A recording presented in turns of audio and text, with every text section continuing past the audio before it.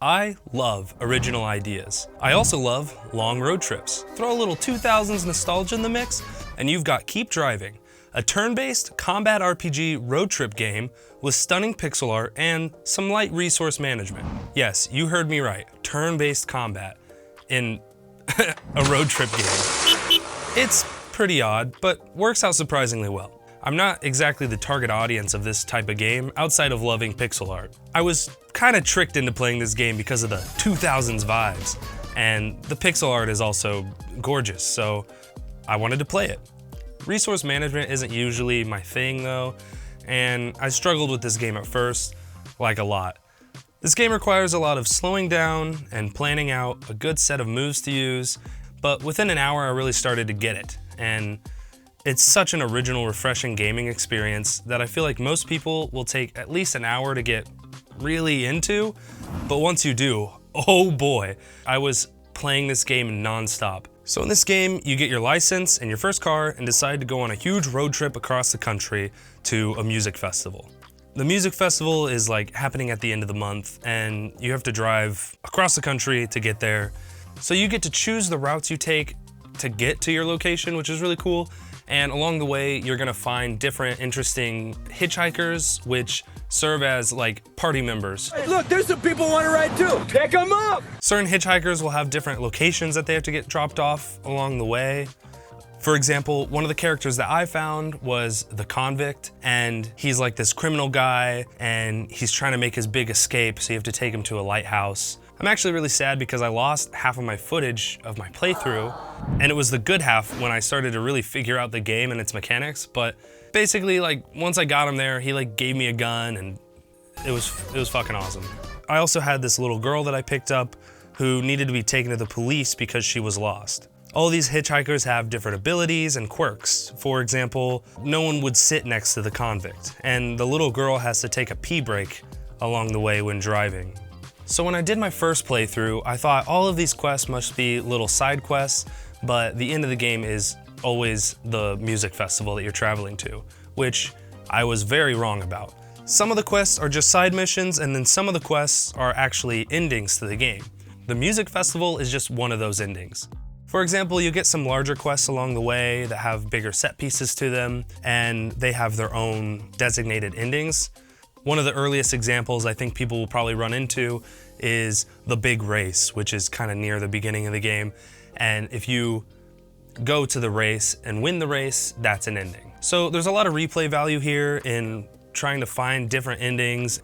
This was actually probably my biggest pet peeve about the game though, because after I finally started getting things rolling, I had a couple different storylines that I really wanted to see play out, and I got the opportunity to go do the big race, and I thought, oh yeah, let's go do the race. That's gonna be awesome. That's an awesome side quest. And I do the race, and when I won the big race, it gave me an ending, which was cool, but was also really upsetting because I wanted to continue my journey on to the music festival and some of the other quests that I had unlocked.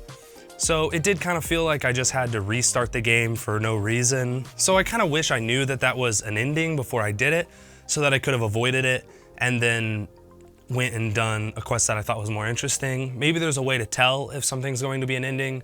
That's really my only big gripe about the game. Outside of that, the gameplay was amazing, and all of the story moments and little side quests were super charming and just fun to experience. It's definitely a very vibey game, something to just sit down, relax, and kind of maybe watch a YouTube video while you play it. It's not super involved or difficult once you figure it out. There's not really much story here. I mean, there's a lot of endings and a lot of really charming stuff going on, different interactions that happen, and the world is beautiful and interesting and varied. But there's not really an in-depth story. There's a lot of lore and different storylines that you can follow and pursue, which are all really interesting, but if you're looking for a story game experience, this isn't really it. The gameplay was something that I was really not into at first, but then it grew on me a lot as I played. The management sim stuff was pretty cool, but I mean, nothing crazy there. You have to manage your gasoline, your energy, your durability of your car, and that's fine and all, but it wasn't really the thing that I was most interested in.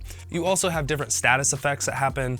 For example, if you don't sleep, your character will get more tired, which lowers their maximum amount of energy that they can have.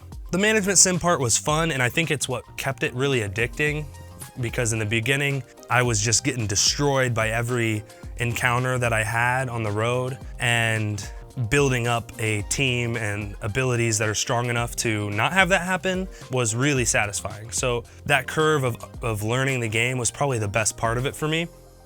There's also combat in the game, which is hilarious, but it's really pretty simple. It's like a matching game. It's hard to explain in video here, but you basically have these different icons that match up to your different stats that you have to manage, like your energy and your gas and your car's durability and your money. And when you engage in combat, it's not actually combat, it's some sort of random event that happens. For example, you get stuck behind a tractor, and that's a combat scenario in the game. Or even just being distracted on the road is a combat scenario. The way it works is you have certain abilities that take out certain patterns of these different status effects. Say you have an ability that gets rid of an energy attack. You use it on the matching symbol and it'll get rid of that. And the ones that you don't get rid of can hurt you and damage your stat. It's hard to explain. You should really just try it, but it's a really cool combat system and it works really well. And this is what I found most fun and interesting about the game. Not necessarily the actual act of the combat, but preparing for different scenarios and building my deck, I guess, around it. And while you're playing, you'll find really cool synergies. There's probably a lot of different interesting combinations you can have. I probably found 3 or 4 just playing one playthrough, so I could see that being really fun for a lot of people. My overall favorite thing about the game though, and the thing that really drove me to keep playing it, was the charm factor. There are a lot of really rough indie games that have interesting ideas but just don't really execute. This is not one of them. This game was a joy to play. It was beautiful. I loved the style. The combat was awesome. The pixel art was just so good, and it was such a fun game to just kind of sit back and relax to. It was fun learning a new gameplay system like that I've never experienced before.